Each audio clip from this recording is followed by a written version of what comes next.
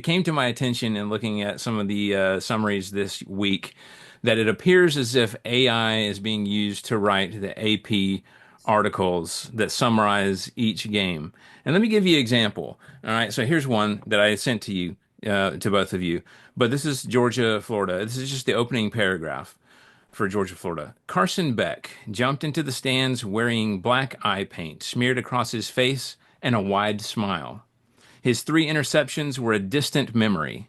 All he cared about, what, celebrating another victory in the game he cherishes most. Who would write that, first of all? Somebody that's really not good at writing, It feels, apparently. and then I read the rest of it, and it has a lot of coach quotes and things like that. And I feel like someone just put the stats in. They plugged in the stats. They plugged in some coach quotes into the, whatever their preferred AI generator of choice is, and they just pushed enter, and then out popped this article, and they copied and pasted it in there. It's exactly what it looks like. It's terrible.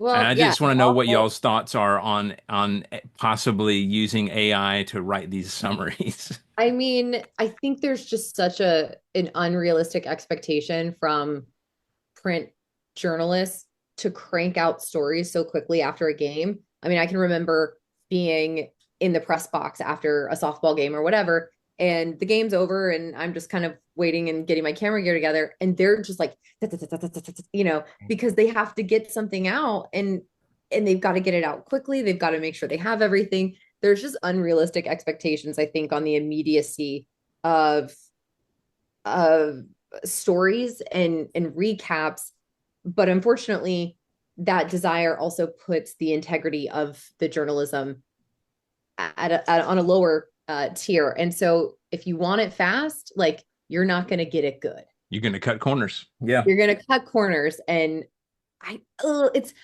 we can tell, like, Yeah. you can tell. I'd much rather you post the box score and take an extra hour to write something than for me to read black eye paint the game that he loved. Like, no, that's hogwash. His three interceptions were a distant memory. Matt, what do you think? Well, I could tell you as a teacher, and I teach high school kids, so we do a little bit more writing than say an elementary or middle school teacher. But there's a lot of people that if they're just sitting there and they're going, okay, I don't know where to start. How do I write this? Yeah, I'll just put it in Chat GPT and call it a day. I don't want to say that's what happened, but it looks suspiciously like it. So if I'm an editor for whatever journalist was in charge of cranking this out, I'm asking questions. I'm gonna be like, did you write this or did you just chunk this into like Gemini on Google and expect this to work out? Like it's just if that's what we're doing, then we've got problems. We really need to reevaluate like I how mean, we need to be careful. That's a discussion for another day. But we do need to be careful about what we're feeding these machines as is. They're going to become self-aware. It's going to happen. And the moon all landing is fake, by the way. They're putting all signs. fluoride in the water. All Yeah. kinds of crazy things. Looking at this article, all signs point to yes for this particular one, at least. I need to go look at the others, but that's just, yeah, that's bad.